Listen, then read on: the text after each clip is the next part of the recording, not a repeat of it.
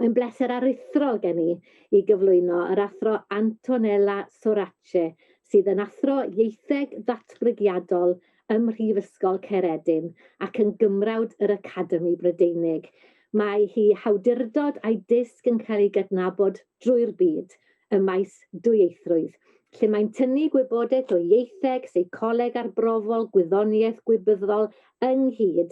Mae hi wedi ymroi i sicrhau bod ffrwyth i hymchwil yn cyrraedd pob cwr o'r gymdeithas, a hi sylfaenodd y ganolfan ymchwil Bilingualism Matters, sydd ar hyn o bryd a 720 o ganghennau ar 3 chyfandir. Felly, yn gyntaf gewn ni glywed ganddi hi cyn cael clywed gan yr Athro Li Wei, ac yna agor y drafodaeth. Antonella Sorace, croeso mawr iawn i chi. Thank you very much. First of all, let me say thank you for inviting me. I'm delighted to be with you. I wish I could be with you in person as it was originally planned, but let's hope for future opportunities to interact and get together. I'm an experimental linguist. I work on bilingualism over the lifespan, particularly from a linguistic and a cognitive point of view, but I'm more and more interested in interdisciplinary work with researchers working in different fields, for example, in social fields. And I'm a native speaker of Italian. I was born and raised in Italy, but my mother was from Sardinia. So I have some experience of minority languages, although my mother didn't speak Sardinian to me because she thought it wasn't very useful. And she thought that I had to learn English as the useful language. So I grew up with passive understanding of Sardinian, but also with a passion for minority languages. And in our research, we've done some work on various minority languages. I'm going to say something about this later. And I hope that what I'm going to say will feed the discussion on Welsh. So let me start from the challenge in the so-called Anglosphere, as this was mentioned before. Yes, English is the most valued language, so not only in countries where English is the official language or the most spoken language, but also in other countries. Sorry, I'm just so the world of the 7.5 million inhabitants of the world, 1.5 billion speak English, and that's 20% of the Earth population. And English is by far the most commonly studied foreign language in the world. Now, we know that there are about 6,000 to 7,000 languages spoken worldwide, and linguistic diversity is disappearing because 25 languages only account for more than half of the world's population. That means that the vast majority of languages are indeed minority languages in every country in which they're spoken. And so they are spoken alongside with another language. And that has very important consequences for languages themselves. And I'll come back to this later. We also know that in countries like the UK, where countries that have what I would call privileged monolingualism, the UK has, or had, I should say, the worst language skills of all countries in the European Union. And a few years ago, this lack of language skills was considered to be a huge cost for the UK economy, calculated in the region of £48 billion a year. Now, there are various reactions to this diffusion of English from in different countries that we can see. And I would just like to mention two extreme opposite attitudes. One is in Quebec, where the official language is French. Last year, there was a very prominent case of a French citizen who had her immigration application denied by Quebec because she had written some chapters of her thesis in English. Now, there was a big uproar about this case, and eventually Quebec changed their mind and gave citizen to this person. And that's very different from the attitude in Italy, for example, where English is regarded as a very cool and very prestigious, and it's used in everyday language in a way that very often is not completely understood.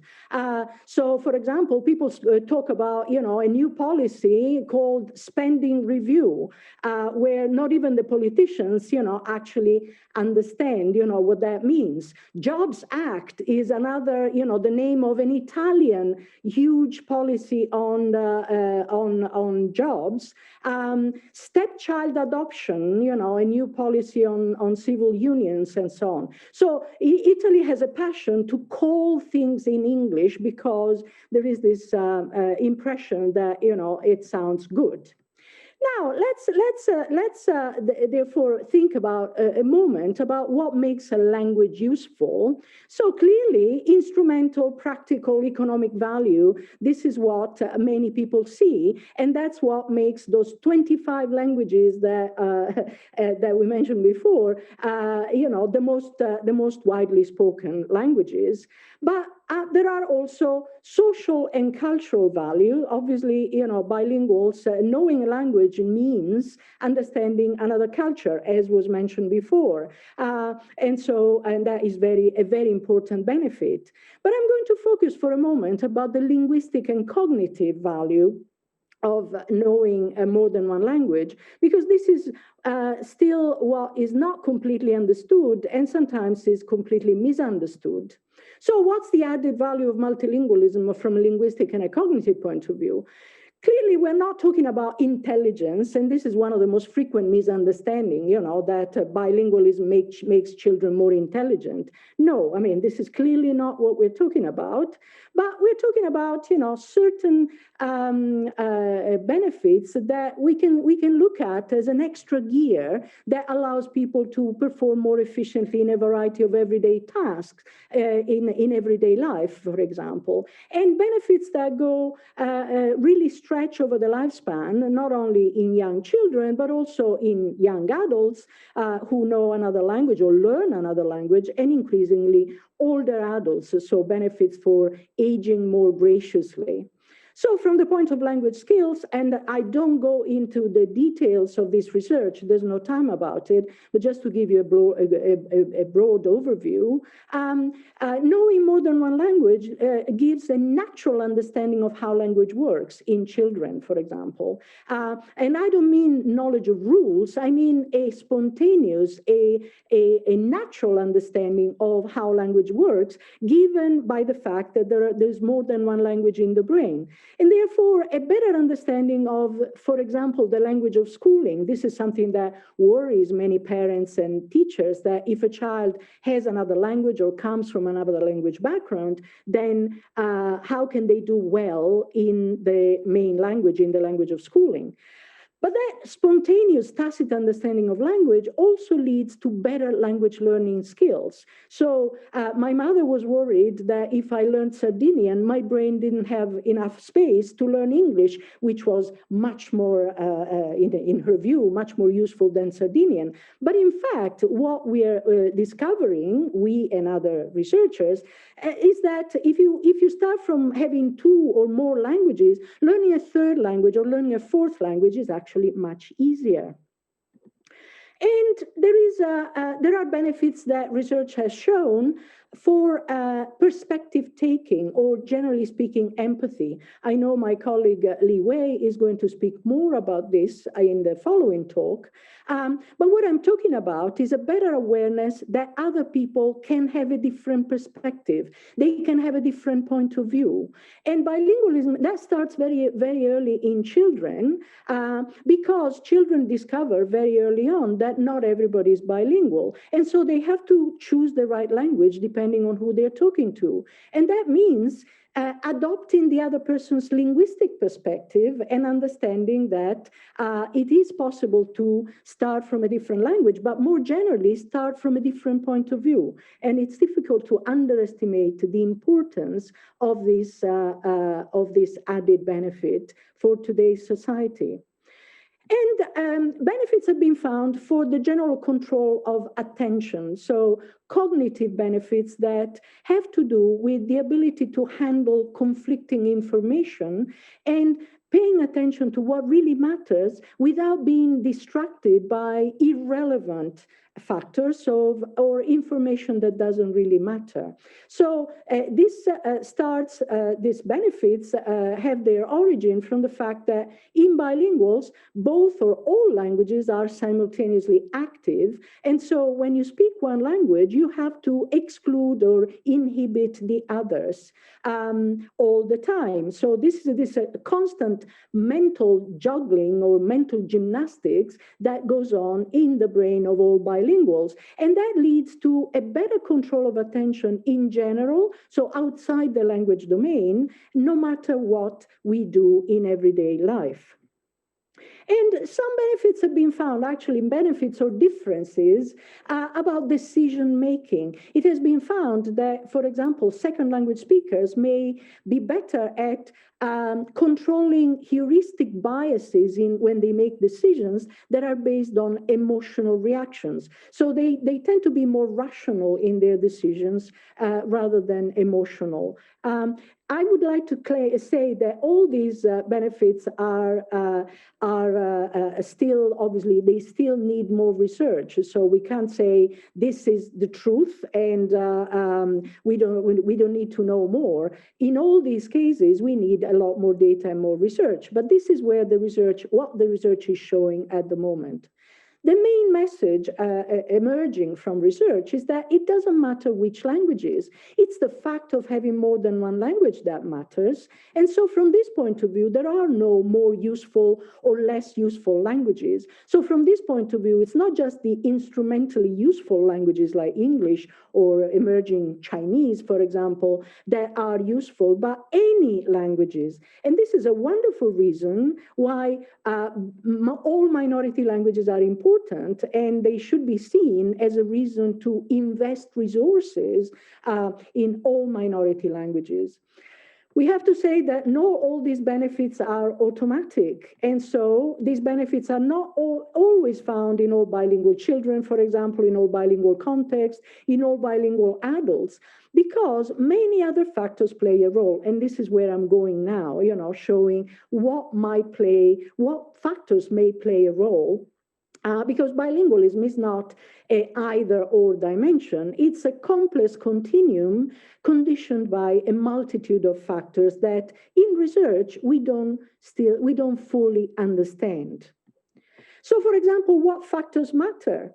For a child, enough exposure to both languages, that's for sure, but also enough engaging exposure to both languages. Let's remember that children don't need language lessons, not even lively language lessons, certainly not boring language lessons, but they don't need language lessons because their brain doesn't work that way. They need to have opportunities to hear and get engaged with the languages, possibly from a variety of speakers. And that's where having a community around, like in Wales and in certain areas of Wales in particular, is very important. Hearing the language from people who speak in different ways. Everybody speaks in different ways. That's a normal fact. But that helps language development.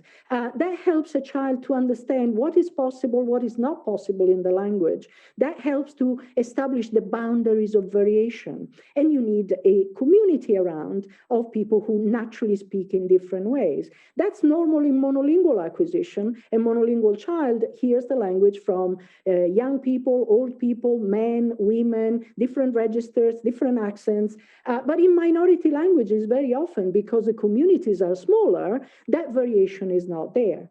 Literacy is very important, and we'll see that in a minute when we talk a little bit about education in the minority language. but also positive attitudes and confidence. And I'll come back to this. What we see is that in many cases, the attitudes are not so positive, particularly in young people, and therefore the confidence in speaking the language is not very high. And finally, having the right kind of information about bilingualism, how bilingualism in any languages, but also bilingualism in minority languages, helps a lot. So I'm going to say a little bit about research that we've done for some minority languages, and you won't be surprised to see that I'm going to start from Scotland, where I live and work, because we've done quite a lot of work on Gaelic and Gaelic medium education. We've done work with the Scottish government, for example, in a study that we did a few years ago, we compared children in Gaelic medium education aged 8 to 10 to matched monolingual children in English medium education. And we wanted to see the performance of these groups of children in classic cognitive tests that are typically used in bilingualism research. And what we found, to cut a long story short, was that in these 3 tests that we used, in 2 of the tests, bilingual children are the same as monolinguals, but in one, in fact, the most complex one, bilingual children did better than the monolingual children. So what this study shows, as many other studies are emerging and are beginning to show, is that we don't find differences across the board, but when we find a difference, the difference tends to be in favor of the bilinguals. And I mentioned Sardinian, and I was interested in this comparison that was done not by us, but by other researchers, where they compared Gaelic English bilingual children with Sardinian Italian bilingual children. And they gave them, again, tests of metalinguistic verbal abilities, but also cognitive tests and mathematical abilities as well. And what they found globally is that Gaelic English bilingual children scored higher than Sardinian Italian bilingual children. But so what was the reason? So both groups, by the way, scored higher than monolingual English children and monolingual Italian children. But the Gaelic English bilingual did better than the Italian Sardinian bilinguals. And the authors suggested that this is a likely effect of Gaelic medium education, because there isn't such a thing as Sardinian medium education in Sardinia. Now, what we did recently is we actually talk to children. This is something that in many of us, when we do cognitive or linguistic research on children, we usually ask parents, we usually ask teachers to tell us about the children, but we don't actually talk to the children themselves. In this case, we actually talk to children, older children, clearly not 2-year-olds, but we wanted to see what they thought about their being bilingual and what they thought about the languages they were bilingual in. And we worked with Gaelic English bilingual children, but also children from migrant families.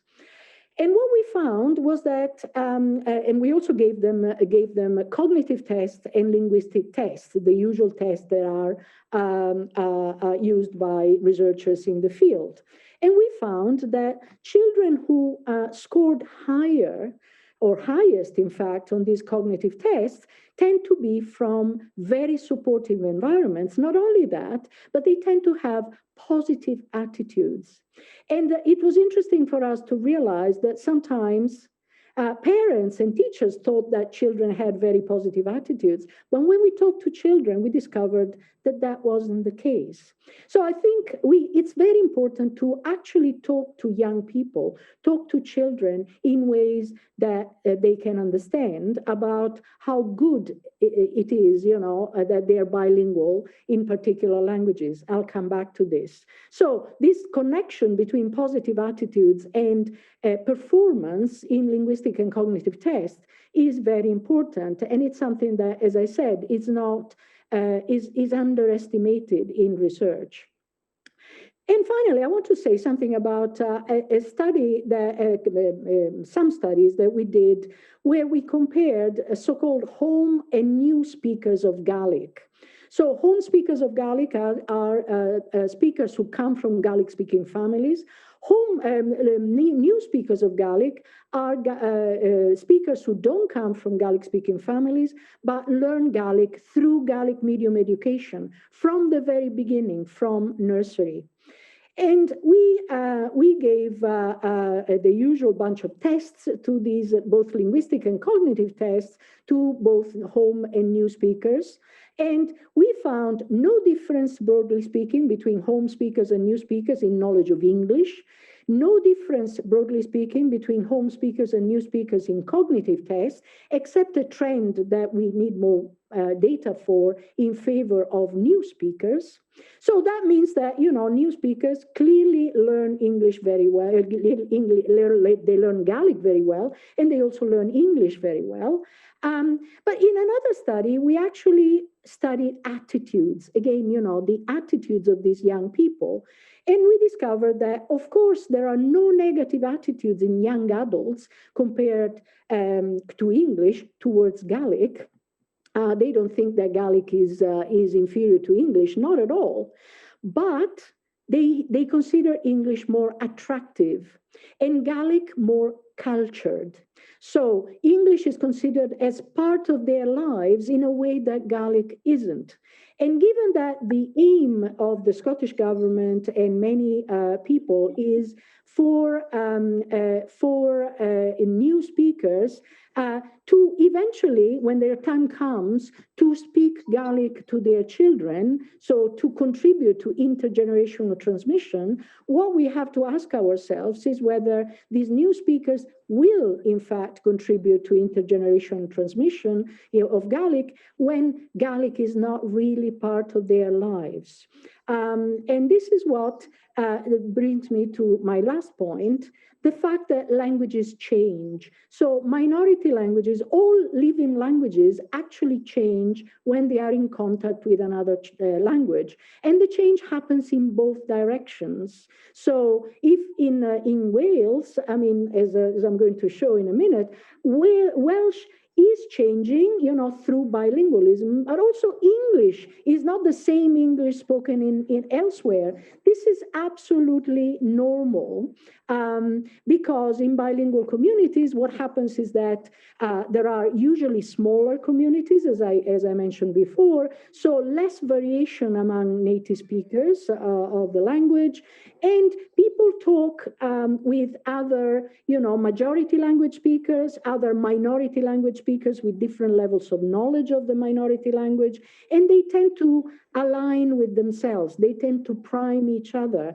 And that actually leads to variation. It leads to changes in the language in the same generation. What happens then is that these speakers, when they speak the language to their children, at that point, the children regularize this variable input if they hear enough of it, and the grammar starts changing. And that's how languages change over time. Languages that are passed on from generation to generation. And let's remember that if a language is not passed on from one generation to the next, if this process of intergenerational transmission is reduced and then ends, the language is dead. So this is what we really have to worry about. So what we notice when we work with minority languages is that sometimes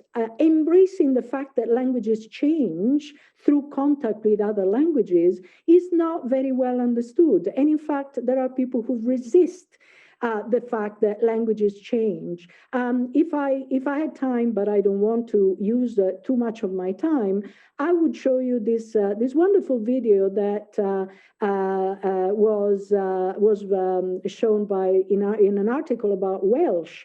by The Guardian last year, where this young person, he actually speaks Welsh, actually says, well, we have to be more relaxed. We young people, if we want to speak, we have to be more relaxed when we speak we speak Welsh, even if we don't know all the words. If we don't know a word, then we borrow it from English. That's fine. If we don't remember how pronouns or gender works in Welsh, that's fine, but let's not stop speaking the language, because we still have to continue to speak the language.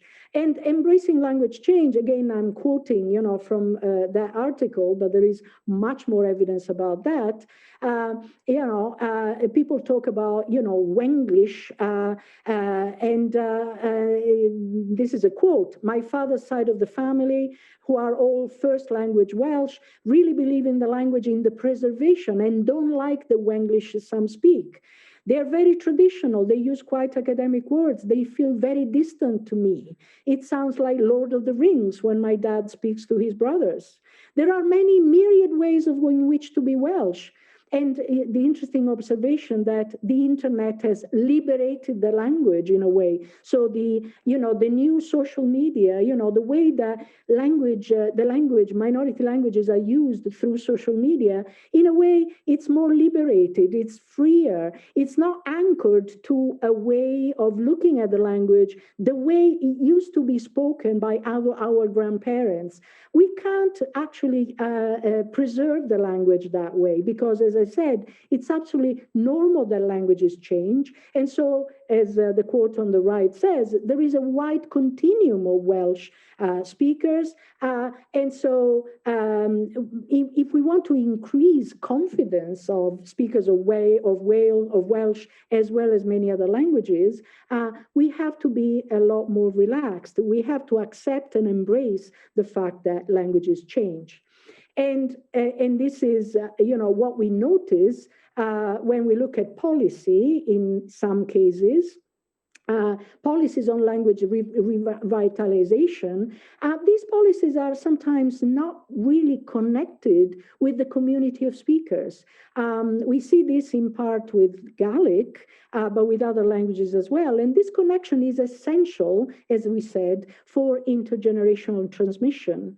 And this is what we are trying to do through Bilingualism Matters. This is the center I direct, where we really try to work with many sectors of the community, including policymakers, but also community themselves. We try to bring research to people so that they can understand how languages work, how children learn languages, what to expect from children if they have another language, how to interpret certain kinds of mistakes, and so on.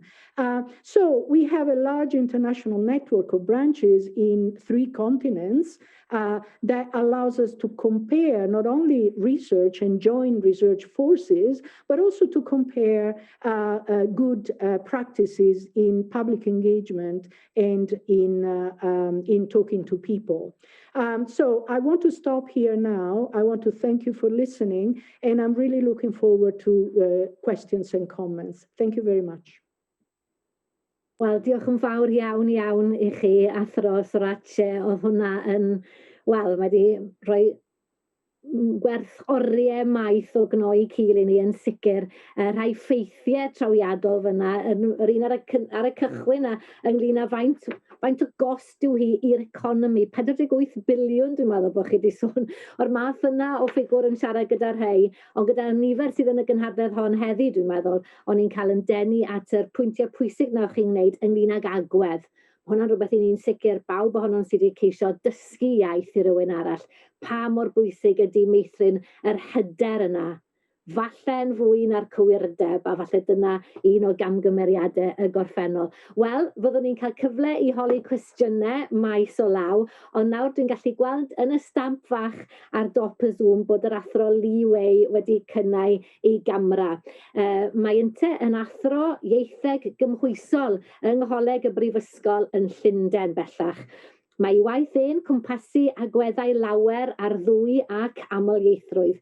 Fe yw golygydd yr International Journal of Bilingual Education and bilingualism, a gef yw awdur y llyfryn hanfodol The Bilingualism Reader yn ogystal ar arweiniad i Research Methods in Bilingualism and Multilingualism. Dwi'n siŵr bod lawer ohono ni sy'n ar yr alwad hon yn gyfarwydd â hwnna. Mae arbenigedd yn cynnwys caffael ieithoedd lluosog mewn plentyndod, polisi iaith teuluoedd, polisi ac ymarfer ym maes addysg o ran disgyblion, dwy ac amlieithoedd, ac o gefndiroedd lleiafrifol a'r rhynggenedlaethol.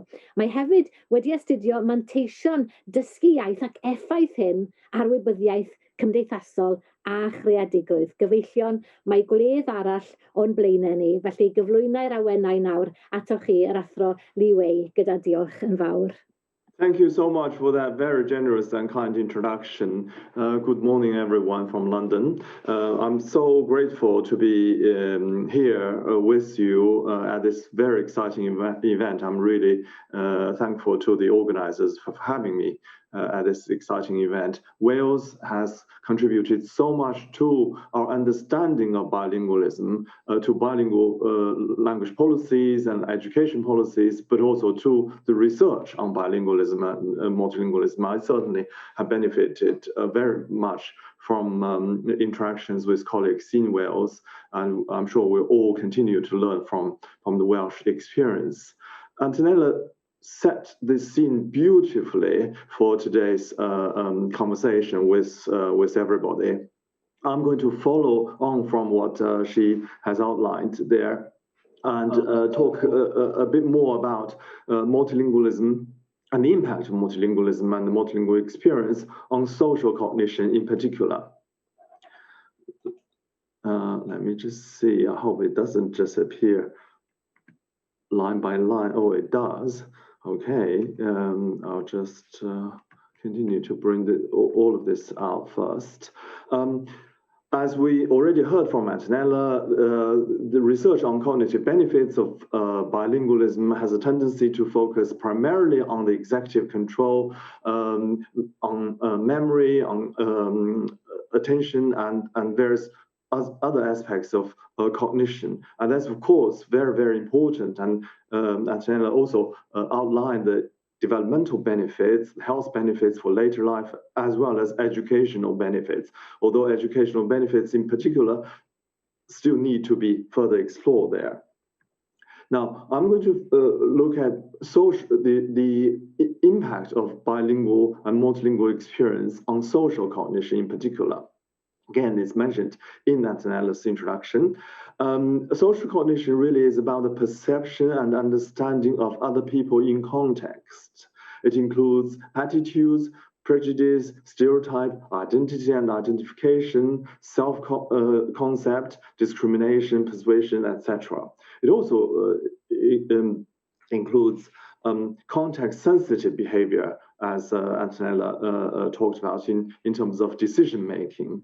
And of course, many of us are interested in the issue of creativity, which is really important in educational context as well as in everyday social life. So just want to echo what Antonella said. Bilingualism is a social experience. Bilingualism, multilingualism is a social experience in the sense that it is context sensitive. So bilingualism as a phenomena, as a social phenomena, is a result of language contact.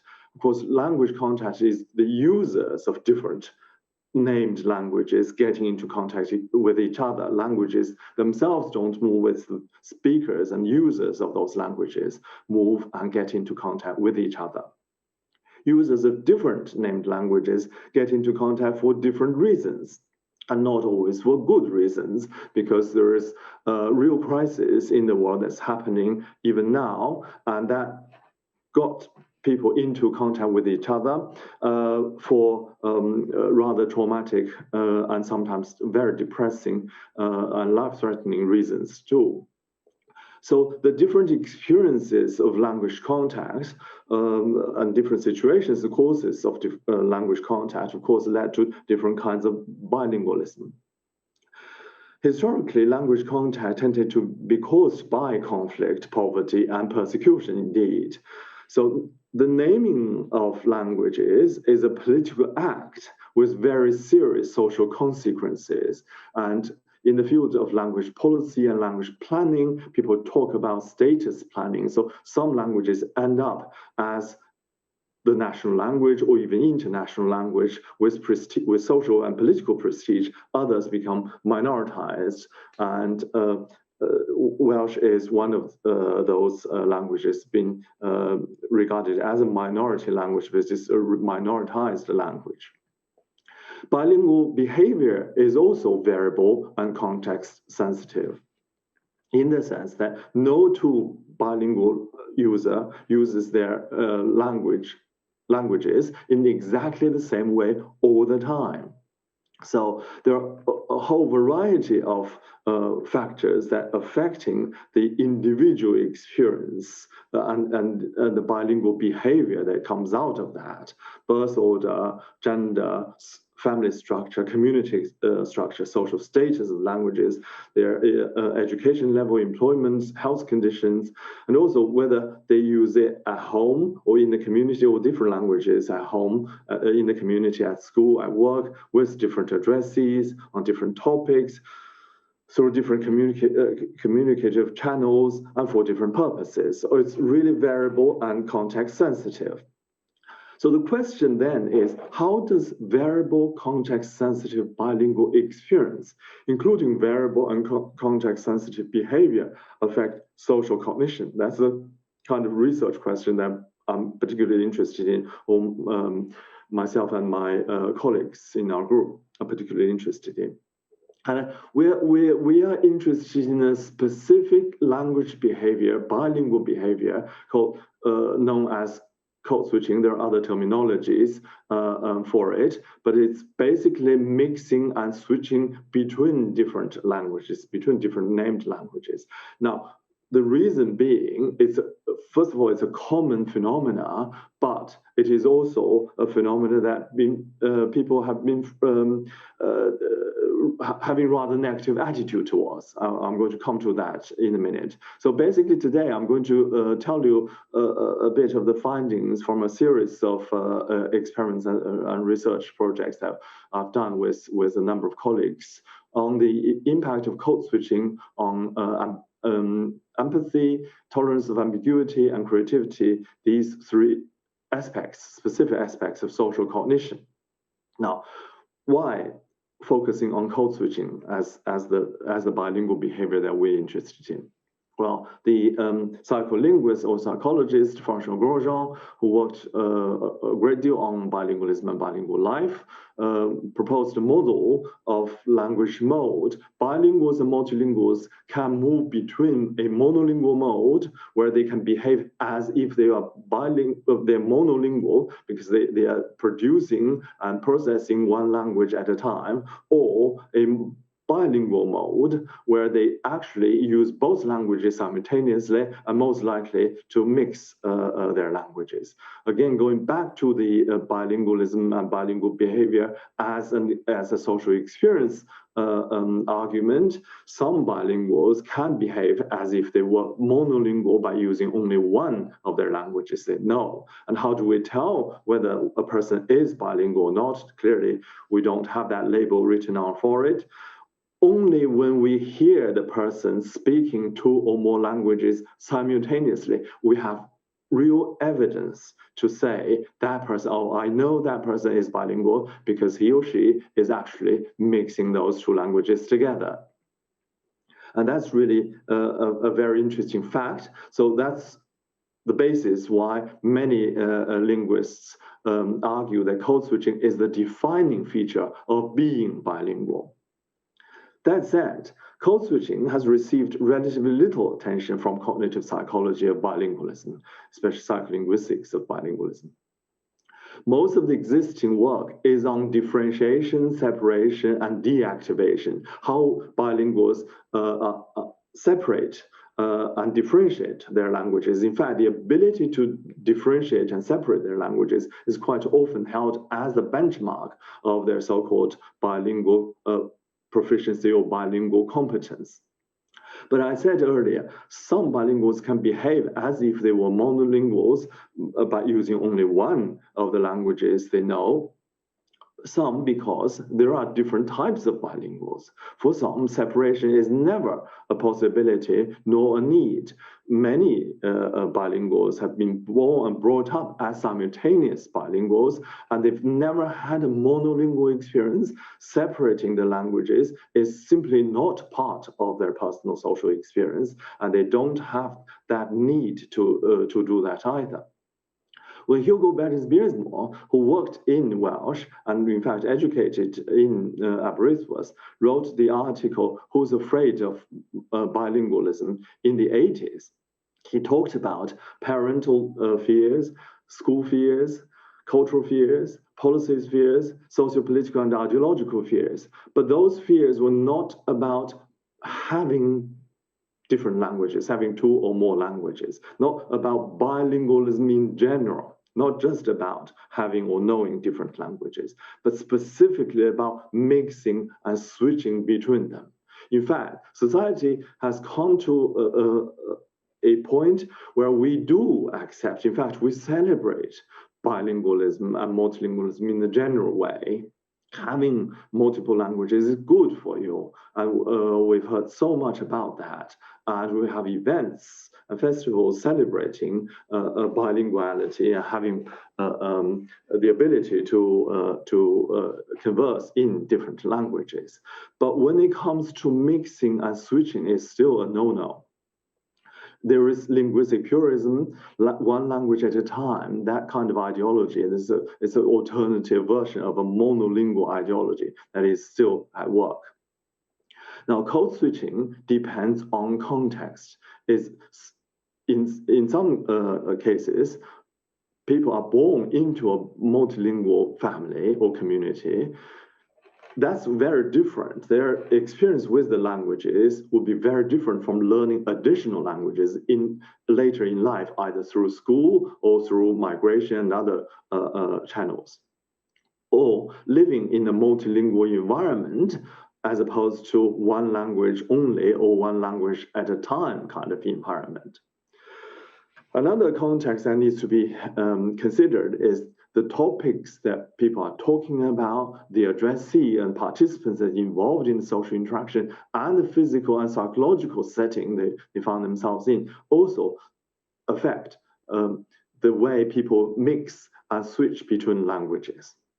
The multilingual, in terms of multilingual reality, compared to people who have only two languages. When I do workshops with people from Asia, Latin America, and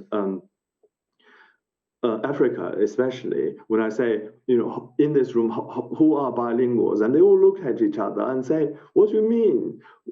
Bilinguals only? We are all multilinguals. Now, very few multilinguals separate languages all the time. In fact, they find that a very strange behavior. They always mix their languages in the same utterance.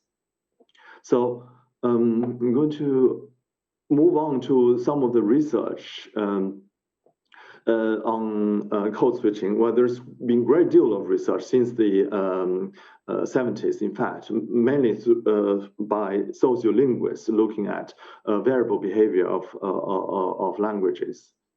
Not necessarily to do with bilingualism per se, but variable grammar, for example, variable rules in grammar. So we know there are different structural configurations underlying code switching, and there are different social motivations and purposes and contexts that are motivating the ways of code switching. We are beginning to understand a bit more about the different cognitive mechanisms underlying code switching. We know relatively little. There isn't a great deal of work on modeling the cognitive mechanisms. In fact, there isn't. I think there is one or two theoretical models about the cognitive mechanisms underlying code switching, and that includes one of the models that my colleague David Green and I developed a few years ago, still empirically being tested. So social cognition and code switching.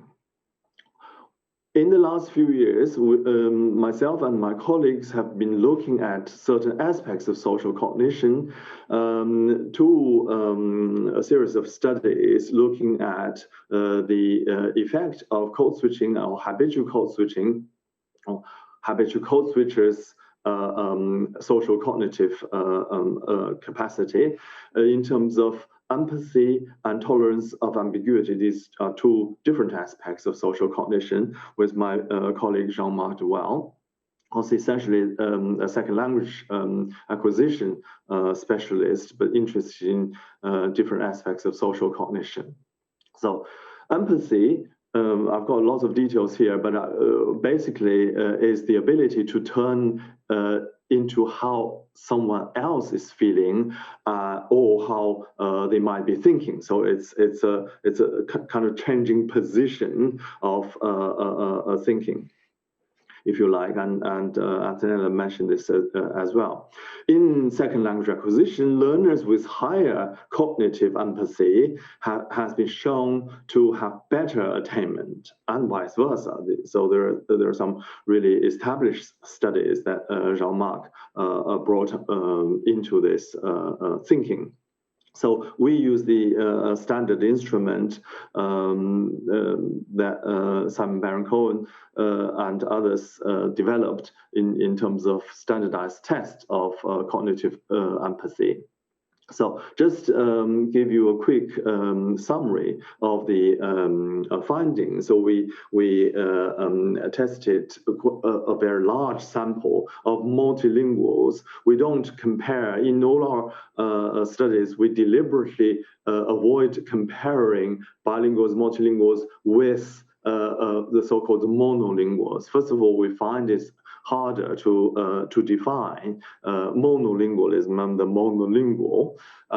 In fact, in a place like London, it's almost impossible to find anybody who really has never had exposure to another language. So the bilingual experience is very common, and in fact multilingual experience.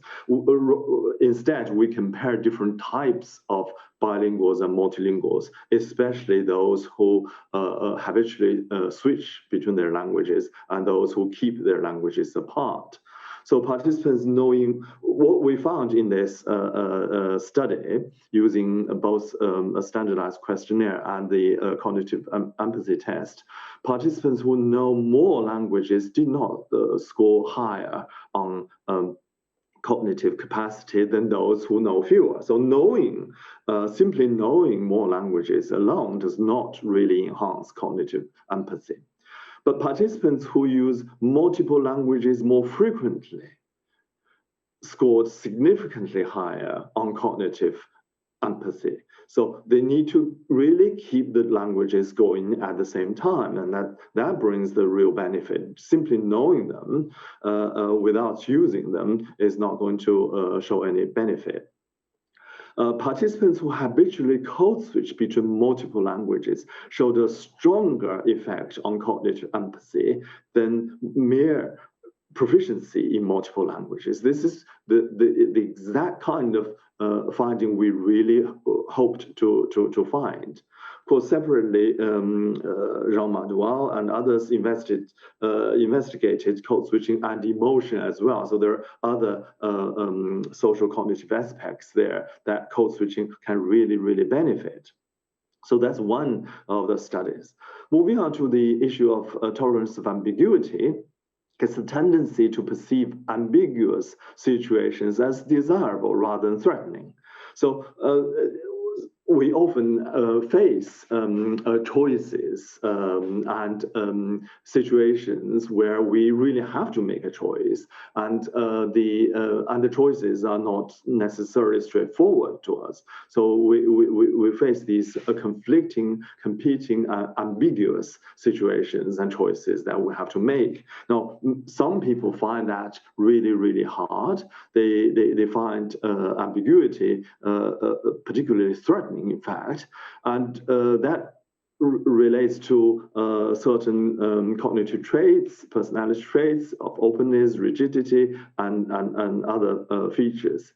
In second language acquisition, some studies have shown that good language learners are more tolerant of ambiguity. So obviously, that's still a controversial issue. People are still working on it. So when you find yourself in an ambiguous situation, some people think, oh, that's a really interesting puzzle to solve.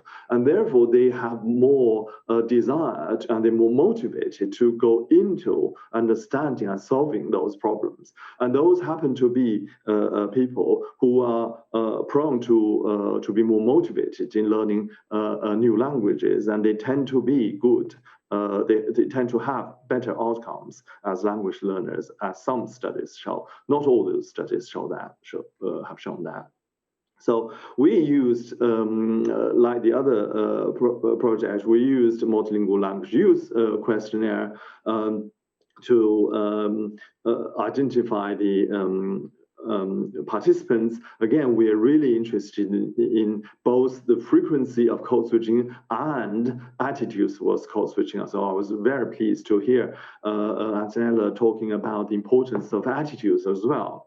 And of course, we adapted the standardized test and questionnaire from other people in terms of tolerance of ambiguity. And again, it's a large, slightly gender-biased sample, as we tend to use university students to do this kind of thing. I'm going to skip these graphs and just go to give you a summary.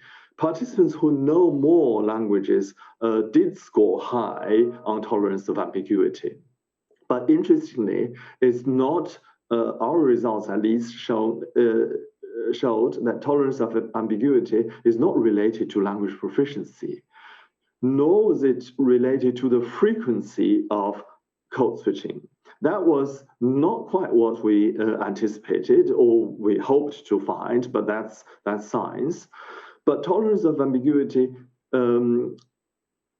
was linked to the attitudes towards code switching, and that's really, we felt, was quite an interesting and intriguing finding. So high tolerance of ambiguity, less likely, those who scored higher on tolerance of ambiguity tests were less likely to view code switching negatively, and therefore, or to be bothered by being different. They're quite happy with this rather, to them, maybe more ambiguous situation of, you can't tell which language they are speaking or which language is being spoken to them, and they don't mind that kind of situation.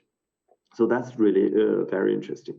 Moving quickly on, let me just check the timing. Code switching and creativity. Now, this is done, the work is done with another colleague, with a different colleague, Anatoly Karkulin, who did a beautiful thesis on code switching and selective attention in the United States, in CUNY, United States. He talked about, or he found the effect of speaking several different languages and individuals' creative capacity measured through selective attention.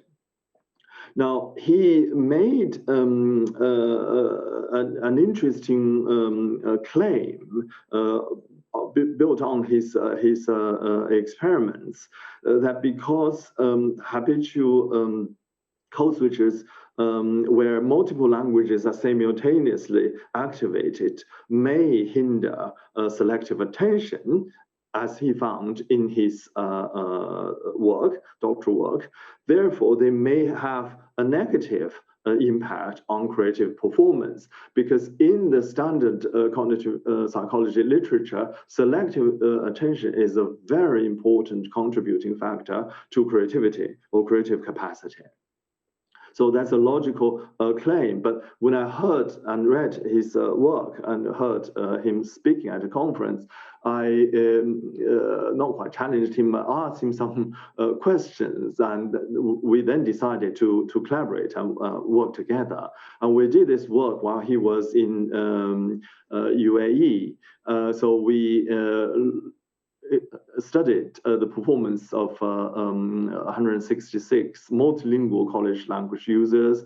They are all Arabic, English bilingual, but knowing other multiple languages as well. And we follow the standard procedure of Torrance test of creativity for adults. It's a very well-known test with a series of activities. I won't have the time to go into the details of these activities. I'm going to show you, in fact, I'm going to just show you some of the activities. So basically, this is two separate tests. So these abstract drawings, the task is to ask the participants to draw a picture.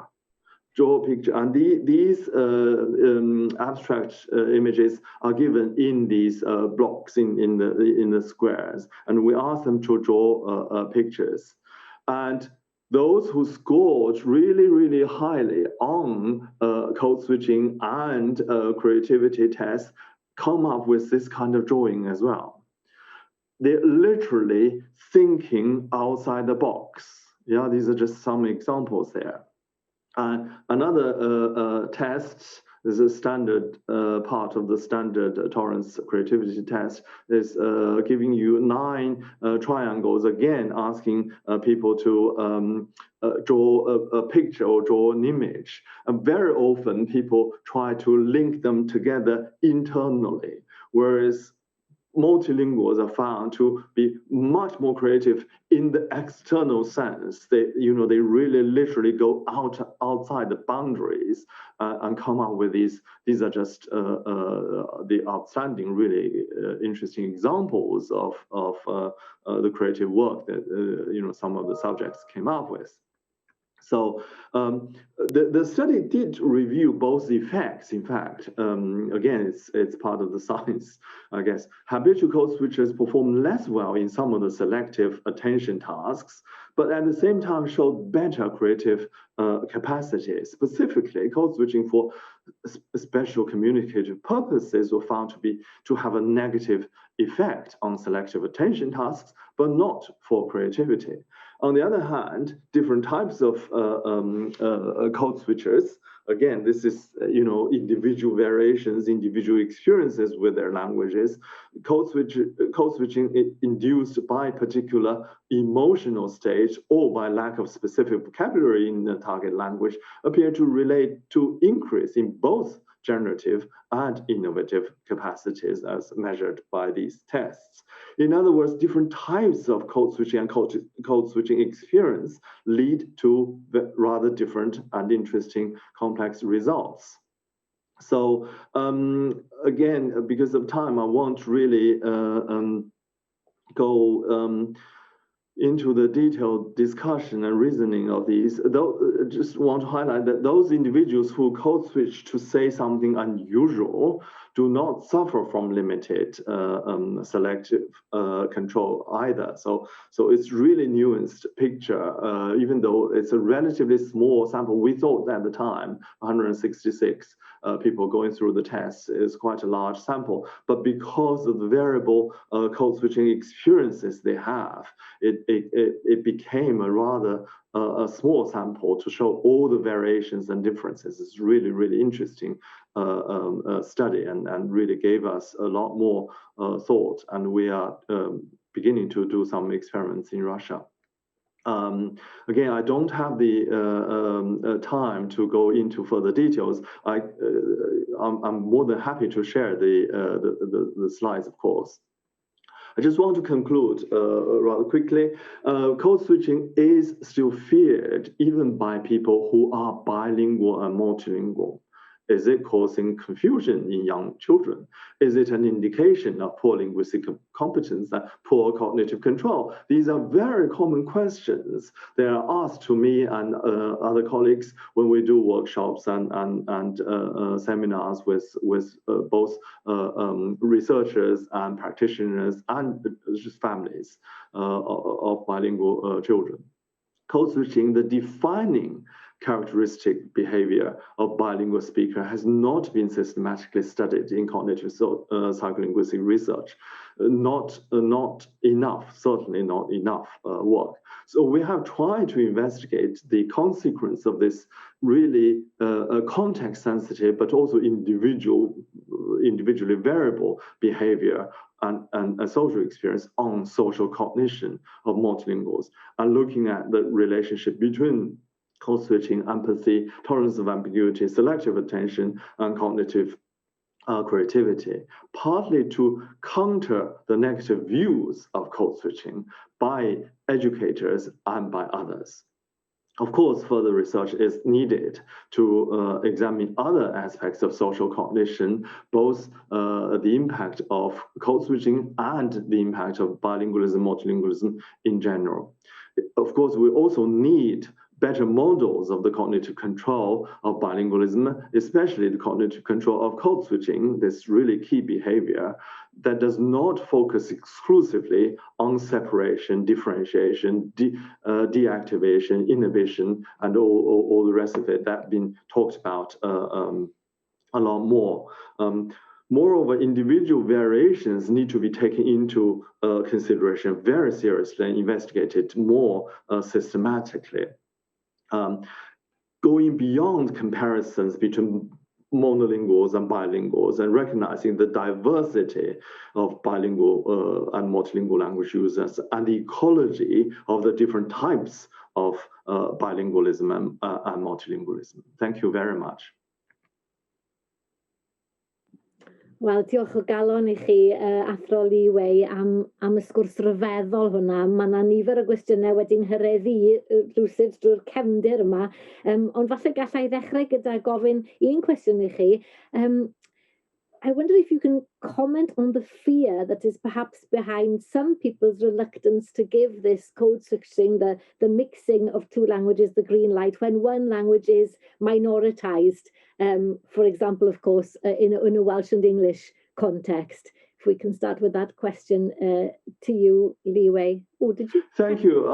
That's a wonderful question to start the discussion. I think, of course, the minoritized status has a role in that. But I think generally speaking, people assume that one language is somehow better than having two. It is this business of monolingual ideology and linguistic purism that is at work, and it's quite deep-rooted. I mean, we need to understand the histories of different communities, why that ideology is there, of course, but it's certainly that ideology that is at play that affects people's attitude towards code switching. It is one of those really interesting things. I mean, linguists, as I said, started studying the grammar of code switching since the 70s. And Paul Plack, for example, really did a great deal of work, mainly to try to come up with evidence to show that you actually need higher level of grammatical knowledge of both languages. And there is a grammar of code switching. There is such a thing as agrammatical or ungrammatical constructs. And bilinguals are very much aware of how to do code switching in the grammatical, structurally coherent kind of way. And that is, as part of Lebov's enterprise of variation in sociolinguistics to show these minoritized language users actually have a very highly developed grammatical knowledge of their languages as well. But that message has not come through to the families and schools, including bilinguals and multilinguals themselves. They still somehow think it's a cause of confusion. It's a sign of lack of language proficiency, language knowledge, and a sign of poor cognitive control. And that's certainly something that we need more research evidence to counter. Diolch yn fawr. Dwi'n gallu gweld bod Antonella eisiau dod I mewn. Chi eisiau ychwanegu at hwnna?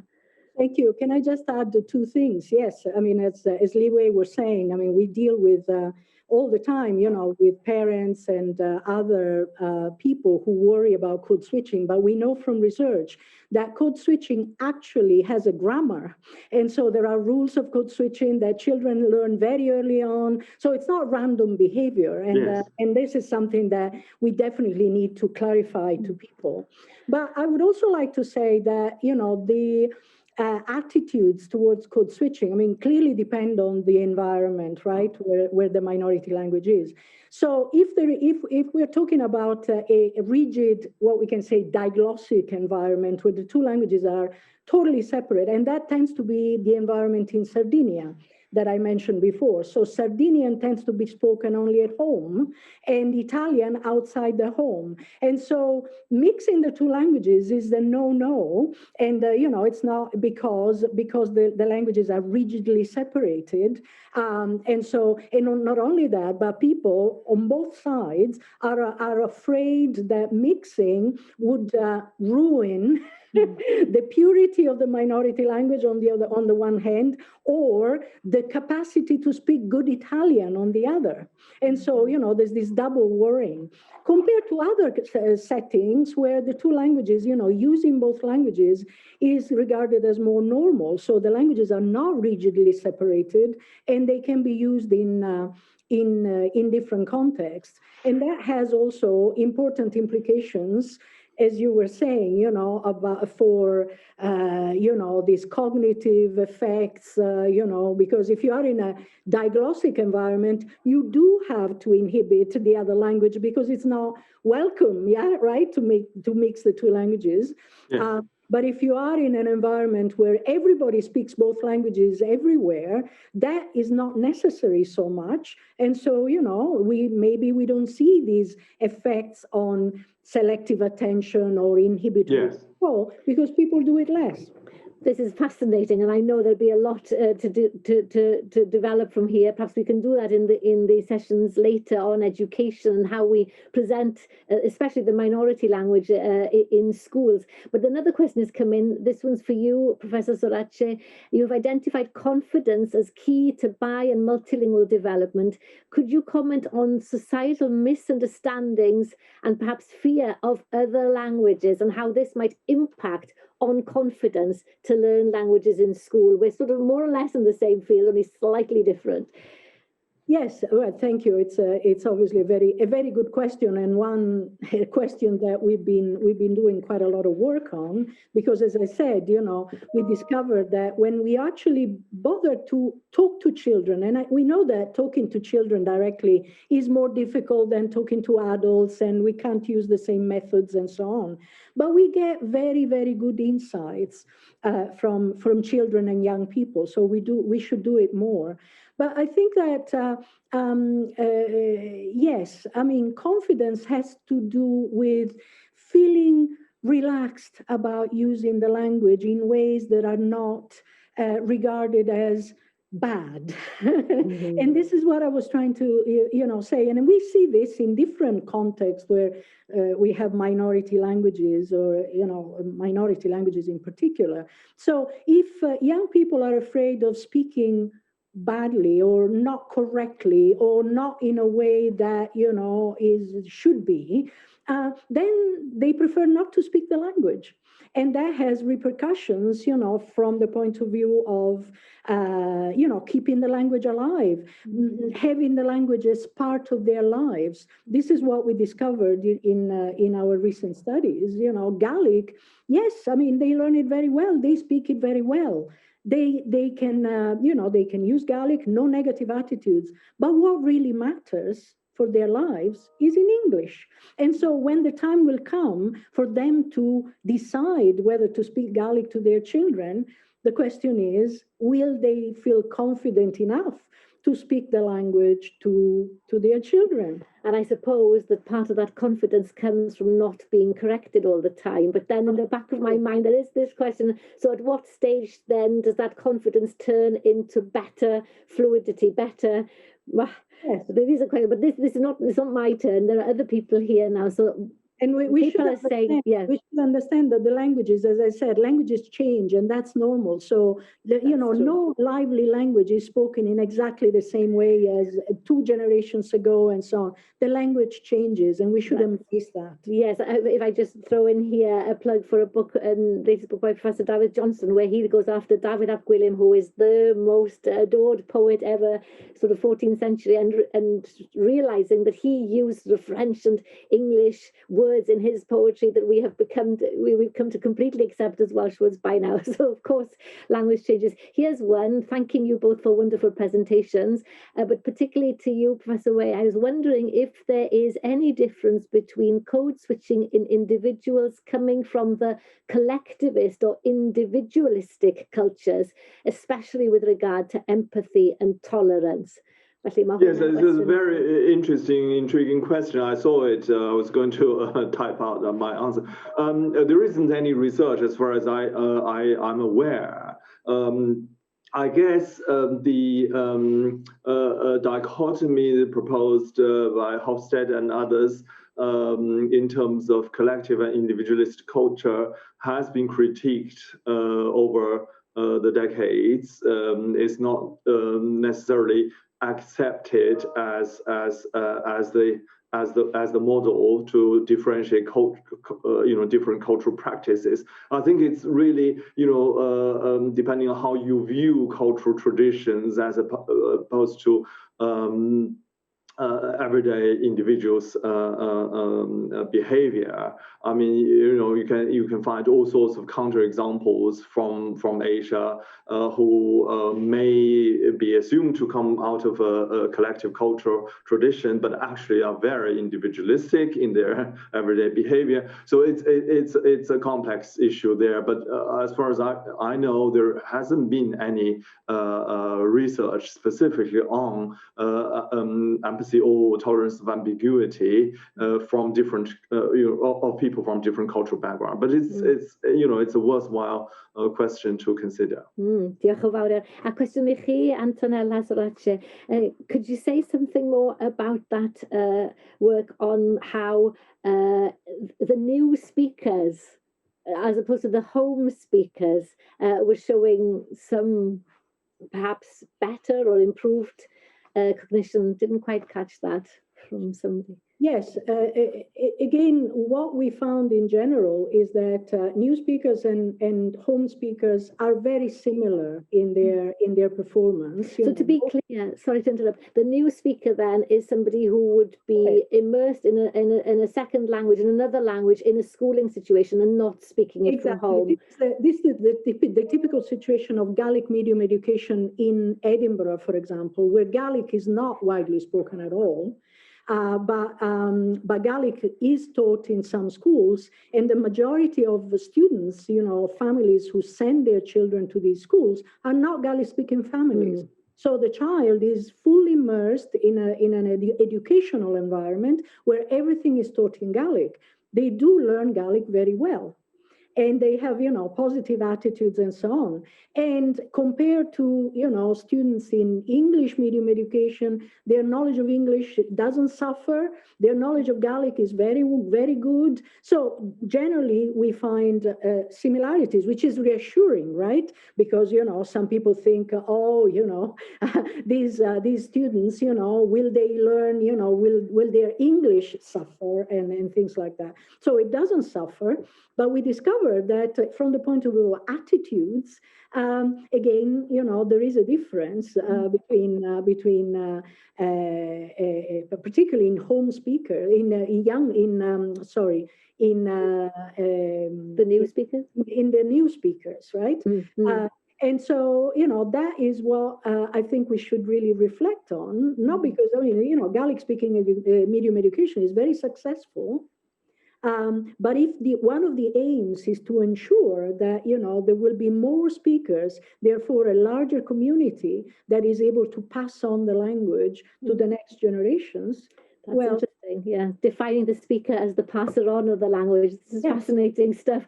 Another question in here, how important is sense of place in adopting a new language? So here we're recognizing that language, as both of you have said, is a contextual thing. I don't know who'd like to try to answer that first. How important is sense of place in adopting a new language? Shall I ask Li Wei to give you, Antonella, a break?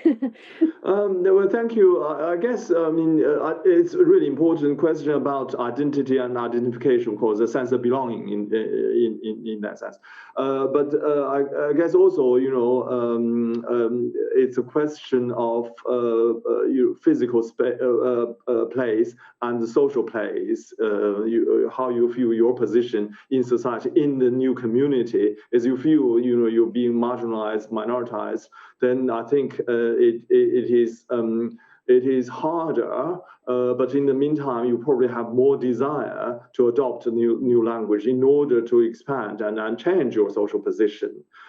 We also have heard anecdotal evidence from new migrants that they choose to live in a specific physical environment because they want to learn the language more, and as opposed to others who choose to live in a neighborhood where there are more people with their common ethnic origins because they feel safer in that way. So I think all these are much wider and broader considerations that impact on the end result of learning and the desire of learning a language and adopting the language for their everyday communication.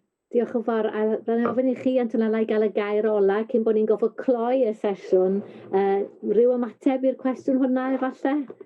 Yes, sorry, I didn't have the translator. Sorry, I was just wondering whether you'd like just to respond briefly to that before I have to draw this to a close. I think that, sense of identity, is a very, very important factor. And I think, we, from the point of view of researcher, from the point of view of a researcher, who tries to communicate research to society, we should, and we certainly are trying to make people proud of their identity, no matter what their background is. And that applies to minority languages, but also migrant languages. And not, so that they're not afraid of, the consequences of bilingualism and, or confusion or negative effects and so on. We've seen, some of these problems coming up in situations of lockdown that we all faced, in the recent past, because, speakers, schools were closed. And so, families were confined at home. And that has had a very positive effect on home languages of migrant speakers. But many parents were very worried about that because they thought, when our child, is our child forgetting English? And that's going to be an interesting one for us in Wales. I know that there is research right now underway on that. There is one question, I don't know if I can ask you, this will go on just after 11:30 then, if you can just wait. And a question from Roger Dyfrig, who says like this: I work for the Welsh broadcaster S4C on the Hansh content that Antonella kindly referred to. We are aware through comments and some questionnaire evidence that reflecting the way young people speak, which includes code switching, is valued by the audience. However, this does rub up against the idea of the role of a broadcaster to provide an acceptable standard of Welsh. How do you see this balance? I wish I had easy solutions to offer, right?